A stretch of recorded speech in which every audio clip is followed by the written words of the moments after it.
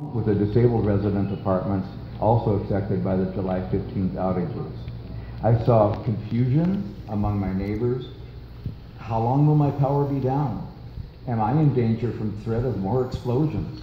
When will the generators arrive, if ever? Must I sleep in my wheelchair another night in this stuffy lobby? Does anyone know what to do about my oxygen that doesn't flow?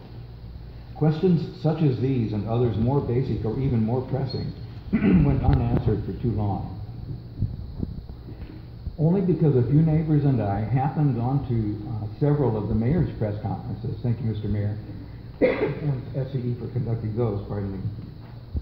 They were held right at our corner, and we were able to learn that there was somewhat comforting news that neither city officials nor Edison spokespersons had many answers or much more solid information either. As Wednesday night rolled into Thursday night, my building management at Plymouth West arranged the delivery of chicken dinners from a KFC that was out of the dark zone. The increase in the neighborly cohesion that my neighbor tenants had forged during the outage was quickly broken up, however, when our management insisted that we all climb the stairs to as high as the 11th floor in our building, back to our own apartments or to the all-purpose room in order to be given that meal. As the lobby by then had some camp lights and an available battery-driven power outlet, sending us all upstairs effectively put us back into the dark, in more ways than one, for the rest of the night. At the same time, we were told that the evening's press conference had informed us to discard all our perishable food into city-provided bins that would be provided early there the next morning. So that's what we did. After spending another night, each alone in the dark, maybe with candlelight, likely peering out windows into the neighborhood lit only by car headlights moving carefully through darkened intersections. We had no way of knowing until later that city officials, by dawn on Friday, had declared a level 3 incident, and that the response now would be to attend directly to the needs of affected seniors and disabled buildings. And when Councilwoman Lena Gonzalez and her entire staff arrived at our door, under her direction, they began to organize things to bring a sense of order to our day and to line up assistance for us, such as a Firefighters Association grilled hot dog lunch and setting up a Red Cross emergency station on our front porch, which later that day moved right out here to Chavez Park. That brought us water, snacks, and needed comfort and the calm that comes from having helpers attend to your needs. The fire department let us know that generators were on their way.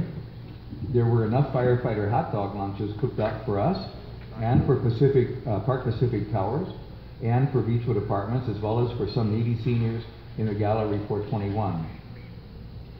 Then by Friday evening, once generator power got hooked up, our immediate emergency at Plymouth West was over.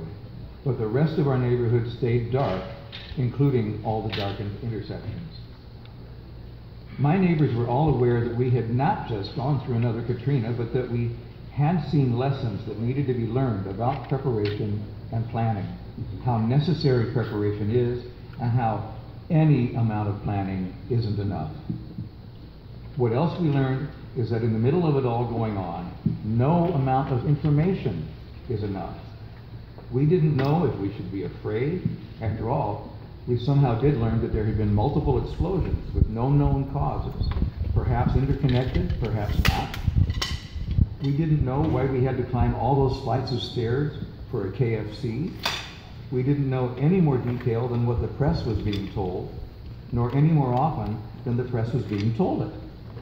We were stuck inside the event, but without any inside information.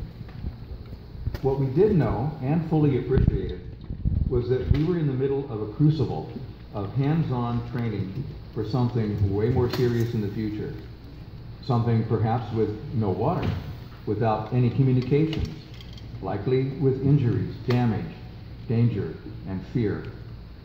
And we knew, as New Orleans in Katrina's wake did, that we weren't as well prepared or as well planned as we could have been and needed to be as individuals or as a city. Thank you very much for your kind attention.